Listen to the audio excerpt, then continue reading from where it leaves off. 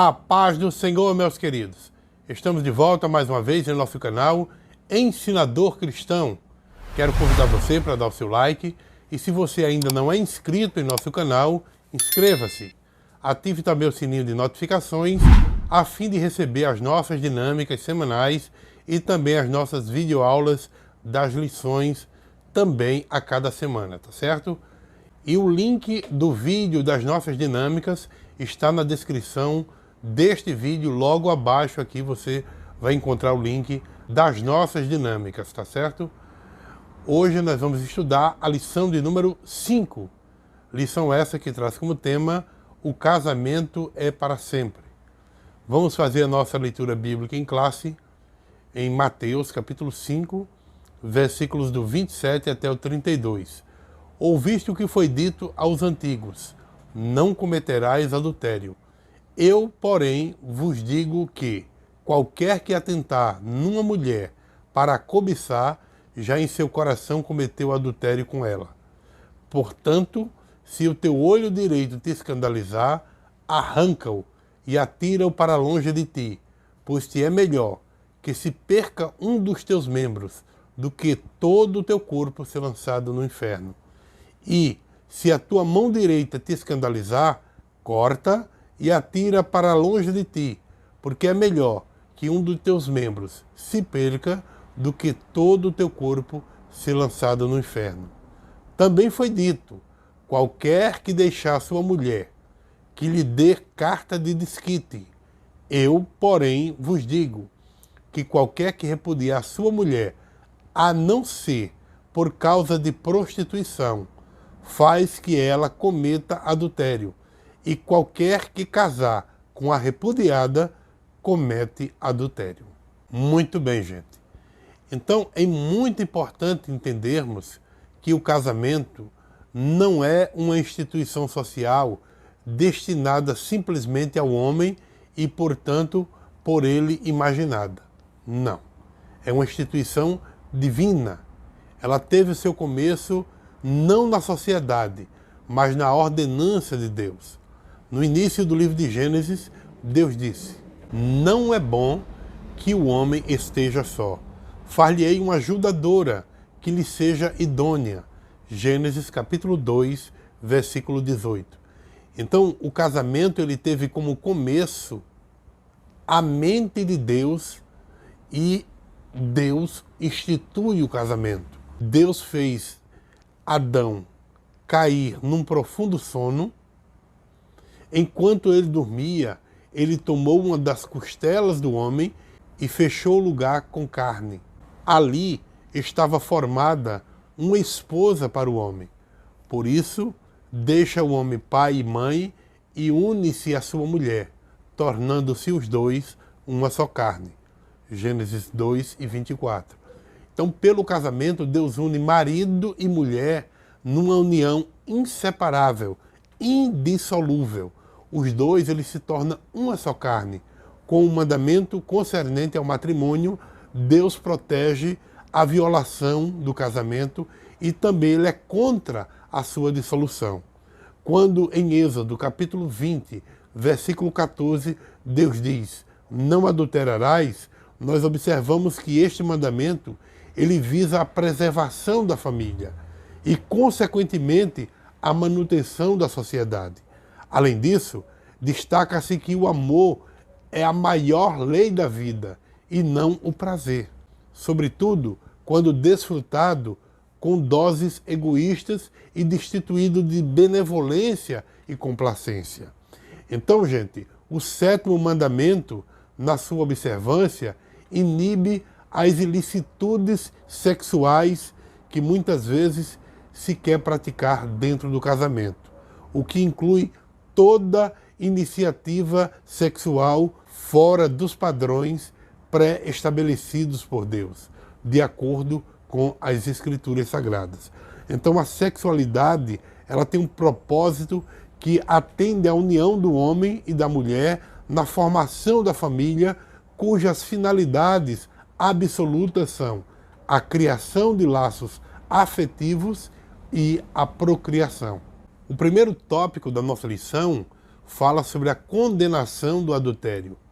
Mas, afinal de contas, o escritor da lição define o que é adultério. A definição de adultério, biblicamente, o adultério ele é definido como uma relação sexual que um homem casado tem com uma mulher que não é a sua esposa, ou vice-versa. No antigo Israel, o significado primário do termo era o ato físico de infidelidade conjugal. Entretanto, gradualmente o termo ele foi empregado para designar a adoração idolátrica e a falta de fidelidade para com Deus. O significado do ato e as conotações do termo parece ter se aprofundado e ampliado com o tempo. Nos primórdios da história de Israel, o ato físico do adultério era severamente condenado.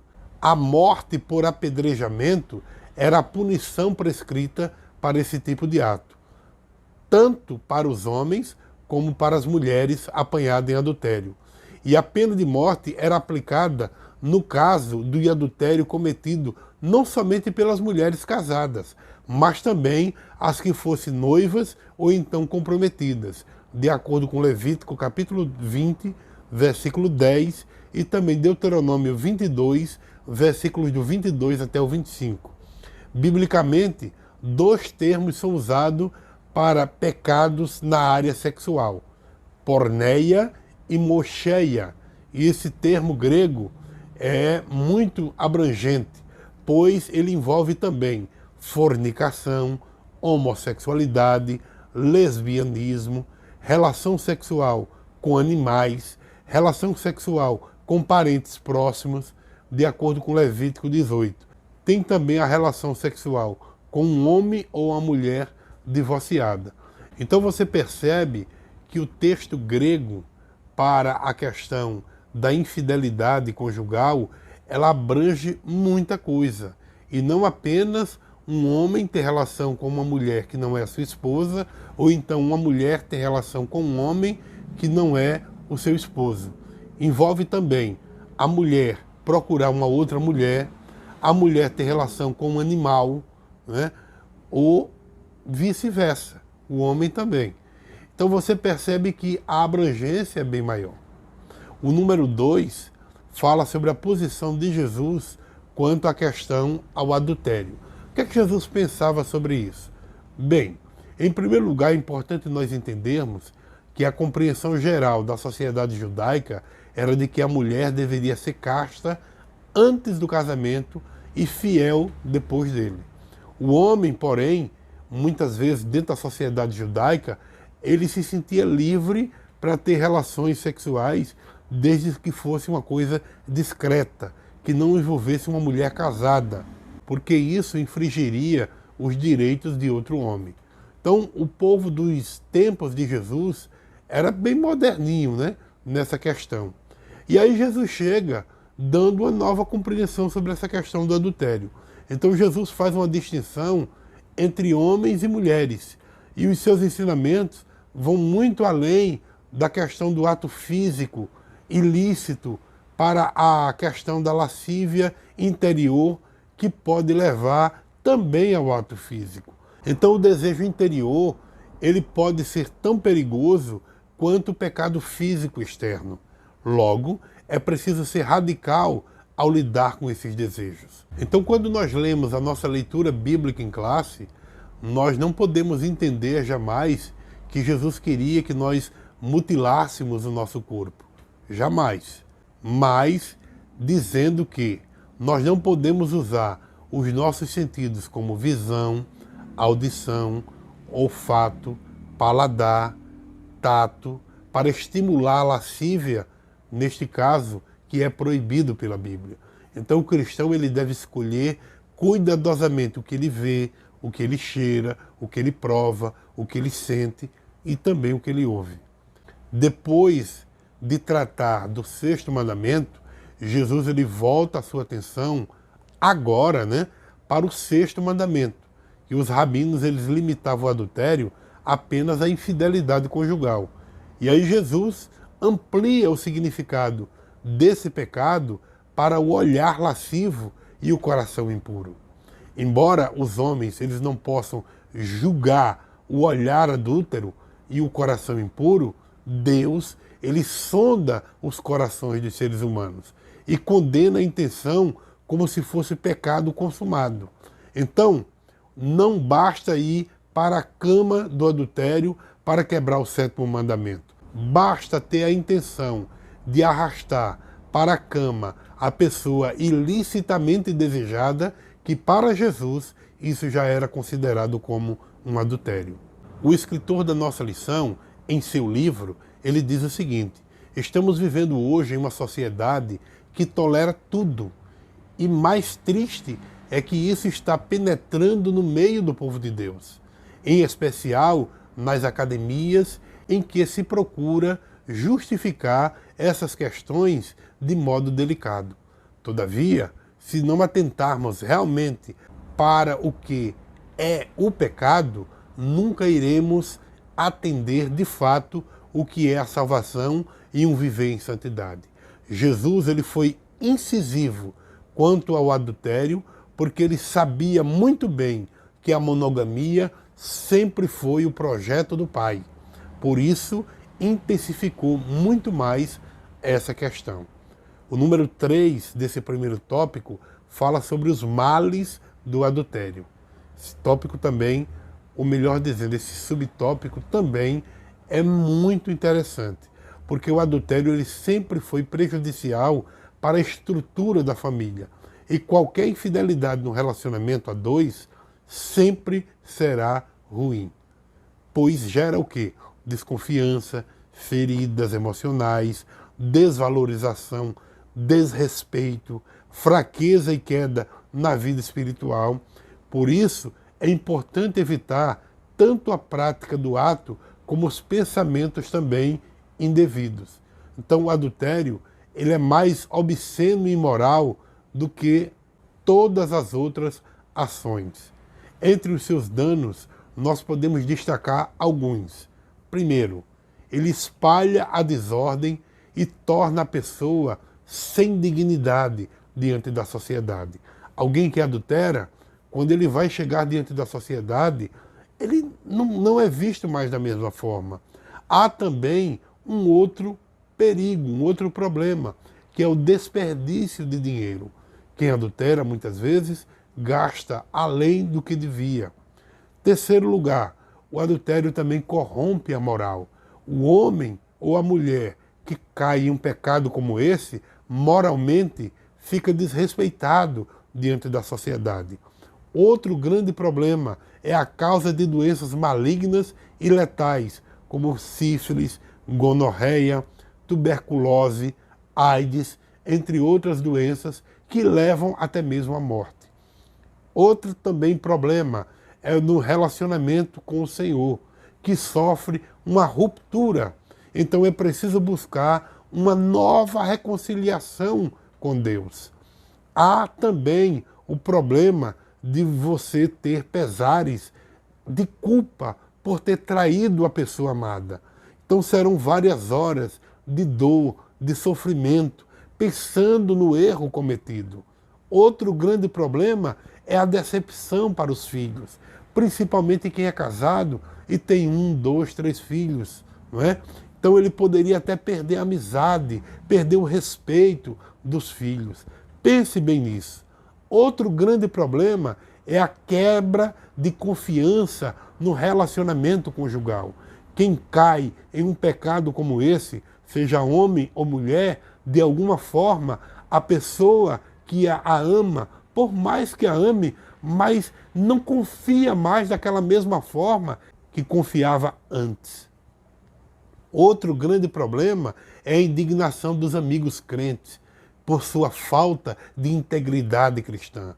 Aqueles que servem a Deus com fidelidade não vai ver um ato como esse com bons olhos. Outro problema também é o mau testemunho diante da igreja que você faz parte, ou que a pessoa que caiu em um pecado como esse faz parte. O seu caráter diante da igreja passará a ser questionado. A pessoa também se sentirá envergonhada diante dos seus atos diante da igreja. Outro grande problema é a disciplina que o cristão vai sofrer diante do Senhor. Deus nunca deixa um ato como esse impune. De alguma forma, você vai sofrer uma disciplina divina. Outro grande problema é que o inimigo ele vai ficar muito feliz com a sua atitude. Pense nisso. Além de entristecer a Deus, você está alegrando o inimigo de nossas almas. Outro grande problema, um filho indesejado pode acontecer nesta traição. Quantas pessoas que pensou apenas num ato momentâneo e de repente chega um filho que ele não esperava, nem ele nem ela, ou ele ou ela esperava. Outro grande problema, se a outra pessoa envolvida for casada, terá o problema com o cônjuge, não é? Ameaça de morte, agressão, não é? E muitas vezes até a morte.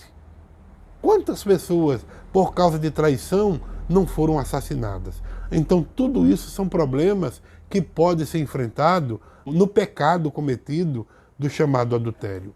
E por último, teria que carregar o nome de traidor pelo resto de sua vida. Pense nisso antes de cair em uma situação de adultério. Todo cristão deve ser consciente de que a prática do adultério, quer seja por parte do esposo, quer seja por parte da esposa, é sempre algo ruim e que traz consequências desastrosas para a vida a dois. Você deve escolher cuidadosamente o que você vê, o que você cheira, o que você prova, o que você sente, o que você ouve. Os seus desejos precisam ser muito bem vigiados. O segundo tópico da nossa lição traz como tema: o que rege o coração regerá o corpo. E o número 1 fala sobre o que procede do coração. Há 2 textos da Bíblia que vai nos dar uma direção a respeito deste assunto. O primeiro deles está em Provérbios capítulo 4, versículo 23, que diz: sobre tudo o que se deve guardar, guarda o teu coração, porque dele procede as saídas da vida. Mateus 15, 19 diz: porque do coração procedem os maus pensamentos, mortes, adultérios, prostituição, furtos, falsos testemunhos e blasfêmias. Então, é muito importante entendermos que o coração que o escritor da lição está se referindo, e até mesmo do texto bíblico, não se refere ao coração que bombeia o sangue. Pois a palavra coração, ela aparece na Bíblia com vários sentidos. Então, toda espécie de sentimentos também está vinculado ao coração. O coração, ele aparece também na Bíblia como mente, como algo que tem entendimento. O coração, ele é o centro da vida de desejo, vontade e julgamento. Ele é como uma fábrica para a formação de pensamentos e propósitos, sejam eles bons ou maus. Guardar o coração significa que você deve tomar cuidado com os seus pensamentos, desejos e emoções. Tudo de bom ou de ruim que você faz começa no coração. Por isso, é muito importante cuidar do coração. Provérbios, capítulo 4, versículo 23, diz que você precisa guardar o seu coração porque sua vida depende dele. Assim como a sua vida física depende de ter um coração saudável, sua vida espiritual depende dos seus pensamentos, dos seus desejos e também de suas emoções. Então, o coração, ele é a parte do nosso ser que, se não for devidamente protegido e for contaminado pelo espírito do mundo, ele corromperá rapidamente todo o restante de quem nós somos e também perverterá tudo em que nós tocamos ou que nós fizermos. Pois a sua natureza já se tornou enganosa desde a queda de Adão e também de Eva, né? Como está escrito: enganoso é o coração e perverso, quem o conhecerá? Jeremias capítulo 17, versículo de número 9. Portanto, qualquer um que não defende e não esconde o seu coração das influências obscuras da sociedade e mesmo também das influências sombrias de algumas congregações, será enganado por outros ou por si mesmo e terá sua experiência de vida totalmente pervertida.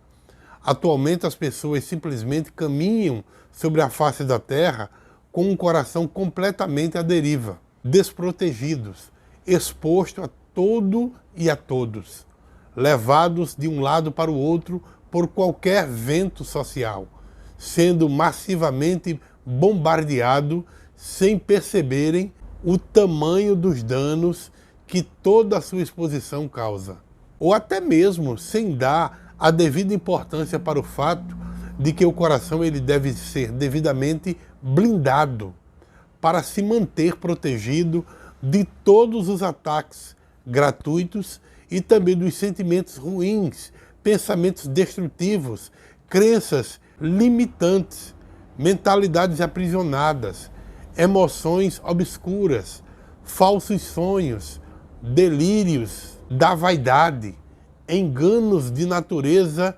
diversas e tantas outras coisas lançadas sobre nós diariamente com o objetivo de gerar confusão, caos e vazio para desvirtuar a nossa vida de cristão e de servos de Deus aqui na terra. Spurgeon, ele diz que assassinatos não começam com um punhal, mas com a maldade do coração. Adultérios e prostituições são primeiramente entretidos no coração antes de serem efetuados pelo corpo. O coração, ele é a gaiola de onde essas aves impuras elas voam. Todos esses males terríveis fluem de uma fonte, o coração do ser humano.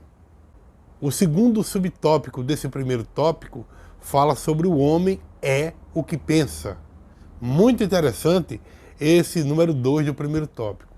Então vamos ver por que o escritor da lição mostra que o homem é o que ele pensa. Bom, quando nós somos ordenados a guardar o nosso coração como a coisa mais importante a se fazer, é porque o nosso coração é como que a nossa torre de controle, o centro de comando que define quem somos. Tudo o que somos, tudo o que sentimos, desejamos, falamos, pensamos e cremos, ou seja, nossas fontes da vida brotam do nosso coração. Assim, o que deve nos preocupar, acima de tudo, é guardar o nosso coração. A mente, ela é a parte do ser humano interior onde estão os seus valores, que são as fontes dos seus pensamentos. A mente é o que regula a vida. Se a sua mente está em paz, sua vida está em paz. Se a sua mente está a bombardear da vida, é por isso que o Senhor nos convida a protegê-la. Se protegermos a fonte, iremos usufruir de coisas grandes em Deus. O que podemos desfrutar de Deus depende daquilo que sai da nossa mente. Então nós precisamos, gente, nos guardar de toda forma de sujeira. O mundo em que nós vivemos é sujo, é imundo mesmo. Ao tocar em pessoas e coisas, nós somos impregnados pelo pó e pelas manchas que estão por aí. Nós somos contaminados em nossa maneira de viver, em nossa maneira de agir, de pensar, de falar, de vestir, de comprar, de vender. É esse o mundo que nós estamos vivendo. Então o homem por si mesmo, ele se faz ou se destrói. No arsenal das ideias, ele forja as armas com que ele próprio se destrói. Ele molda também os instrumentos com os quais constrói para si mesmo o mesmo paraíso das mansões de alegria, de força e de paz. Pela escolha acertada e pela legítima aplicação do pensamento, O homem ele ascende ao caráter santo. Pelo abuso e má aplicação do pensamento, ele desce abaixo do nível do animal. Entre esses dois extremos se encontram todas as graduações do caráter do ser humano.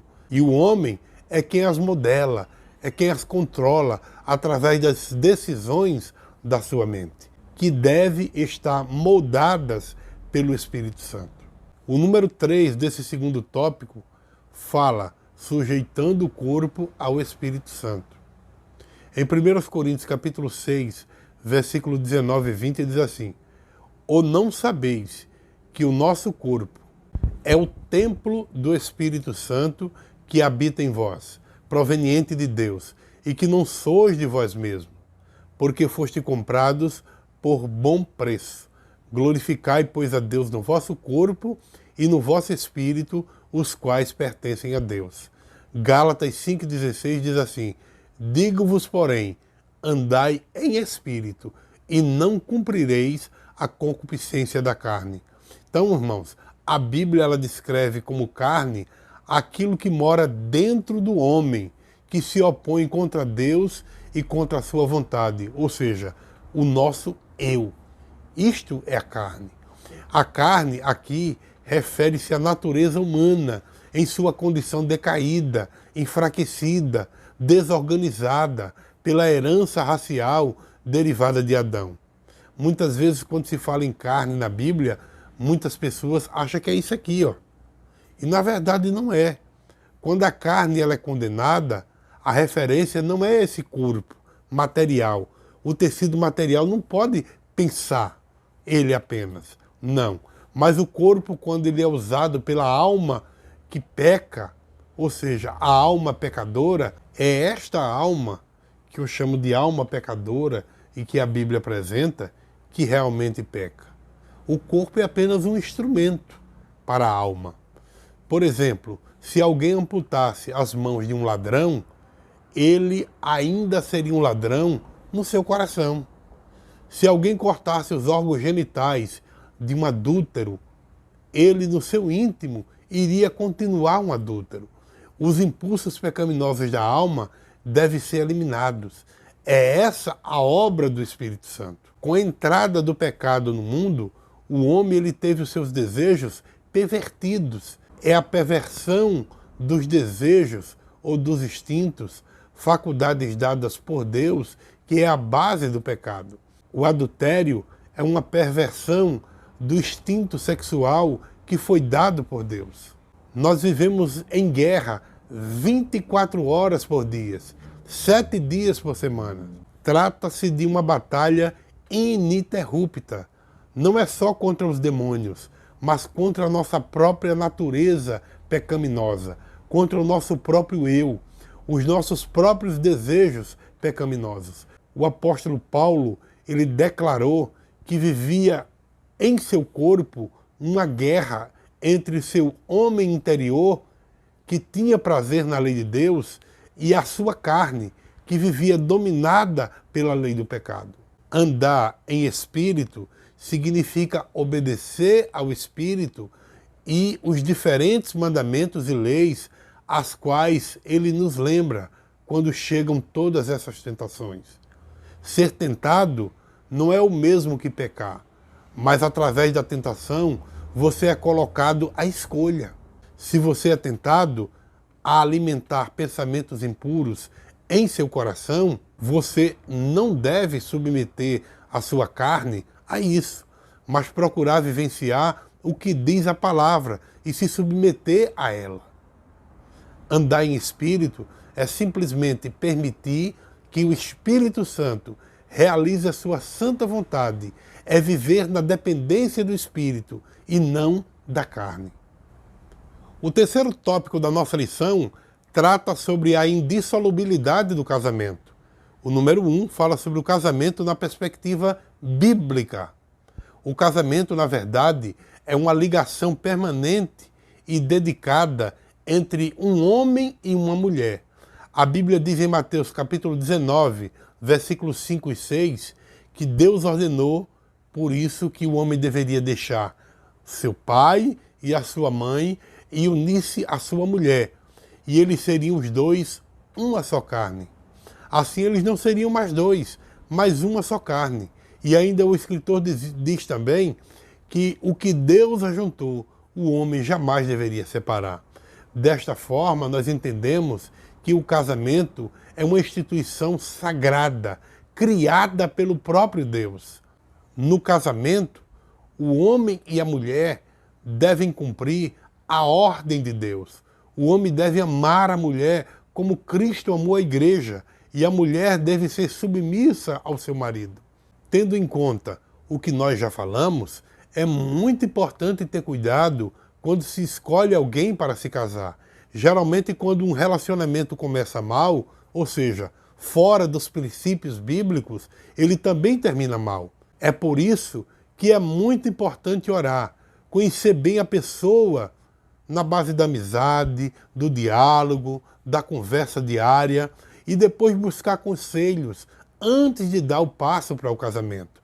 É muito claro que desde o início Deus pretendia que a união matrimonial fosse abençoada, gratificante e feliz.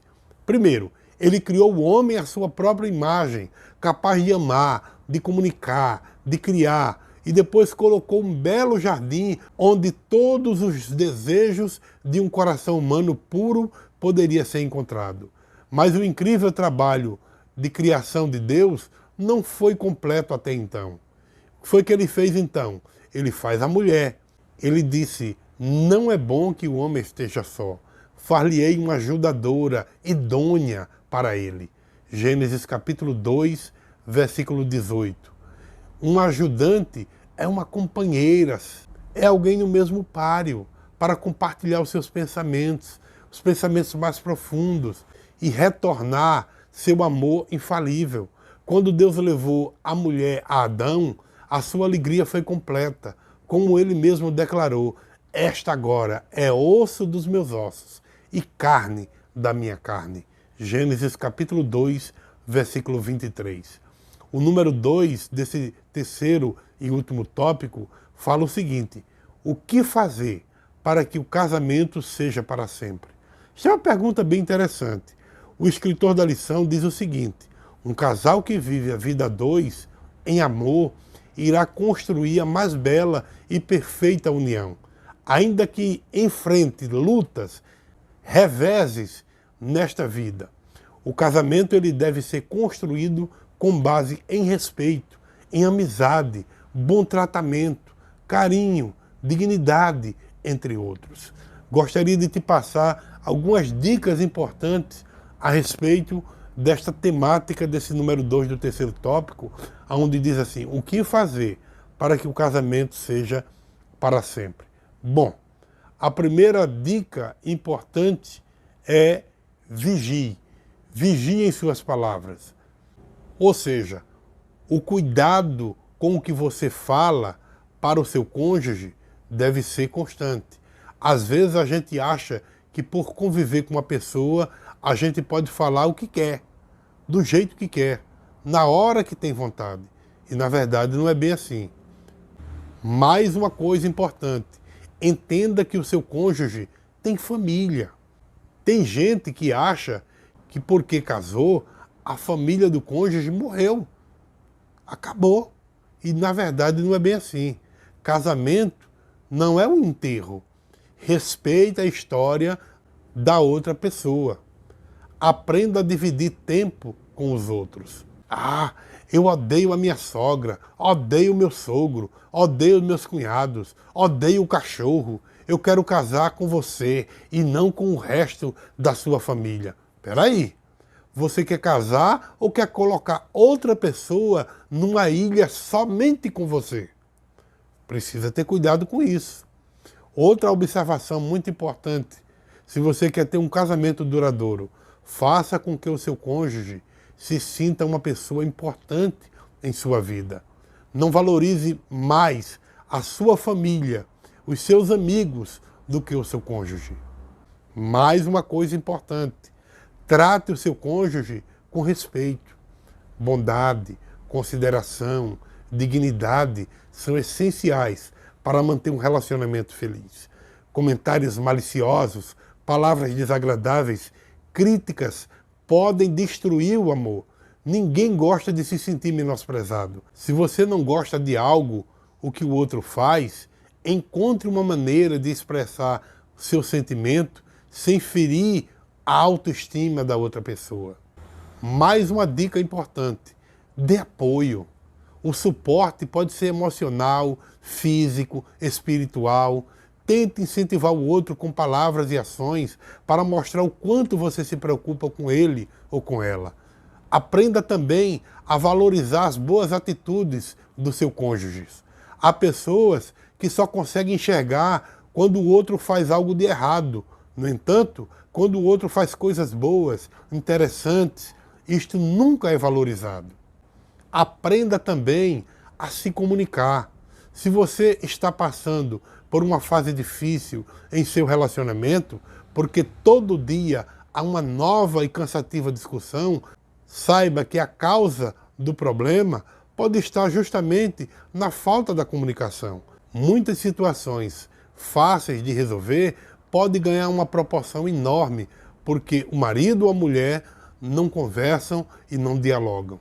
Mais uma dica: a união sexual é outro fator preponderante que deve ser levado em consideração no casamento. Ele deve ser desfrutado pelo homem e pela mulher, casados e em intimidade mais profunda. Não esqueça também de amar profundamente o seu cônjuge. O amor entre um casal deve pertencer à esfera mais nobre da vida. Porém, ele não será eterno se não for alimentado com frequência. O casamento é igual um tanque de gasolina. Cuide para que nunca falte, senão o carro não anda.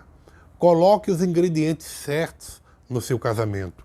Respeite limites saudáveis, acordos entre os dois, parceria. Aprenda a ouvir, prestar atenção, a entender, sem manipular.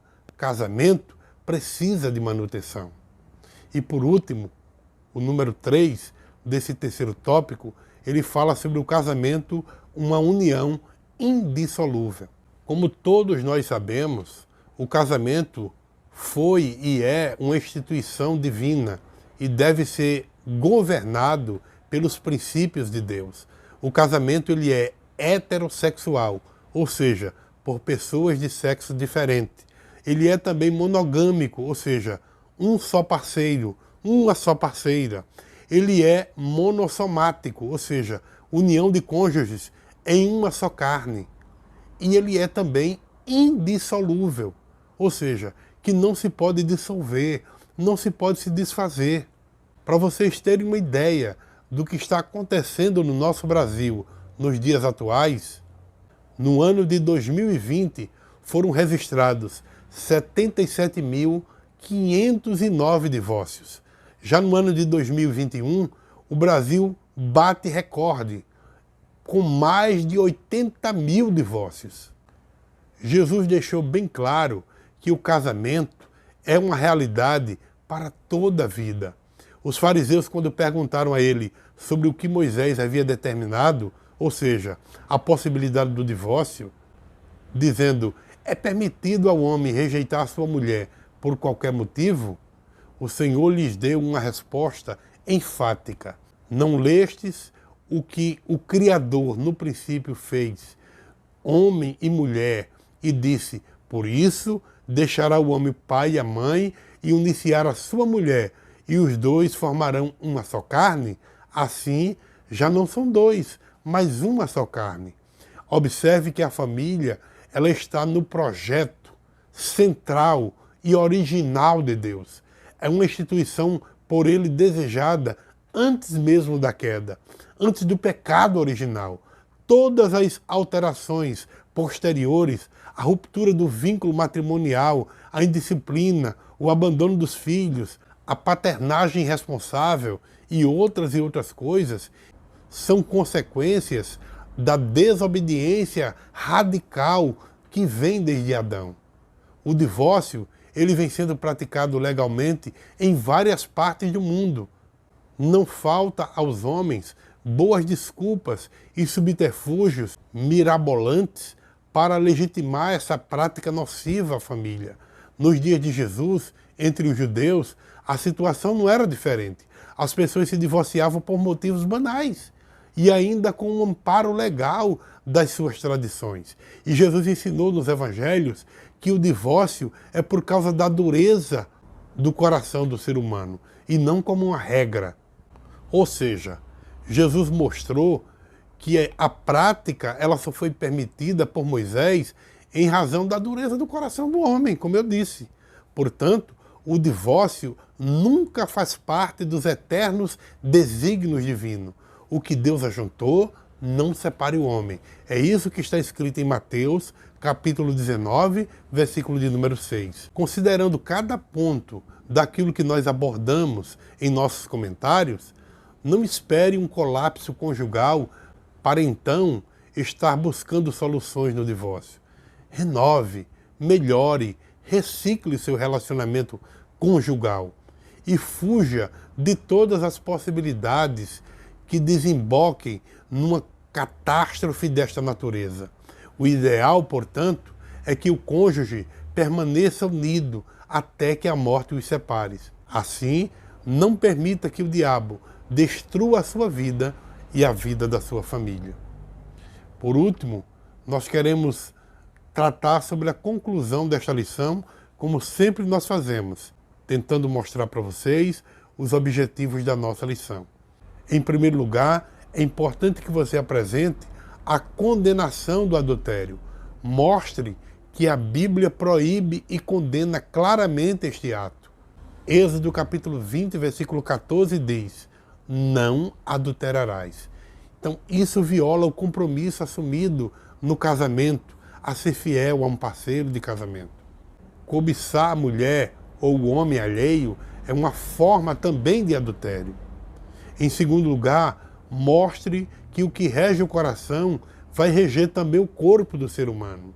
A forma correta de o crente ter uma vida pura e santa em relação ao pecado sexual, todo o princípio começa em guardar a mente. A disciplina dos nossos pensamentos começa quando nós submetemos eles a Cristo. E por último, afirme a indissolubilidade do casamento. Mostre que o propósito de Deus para a vida conjugal sempre foi a indissolubilidade do matrimônio. Deus nunca projetou o divórcio. O divórcio hoje acontece por causa da dureza dos nossos corações. Não é porque Deus tenha projetado isso e porque Ele ame isso. Não. Deus aborrece o divórcio. O desejo de Deus é que a família esteja sempre unida e nunca se separe. Espero que esta lição ela tenha contribuído para o elevo espiritual da sua vida, da sua família e também da vida dos seus alunos. Que Deus te abençoe, em nome de Jesus.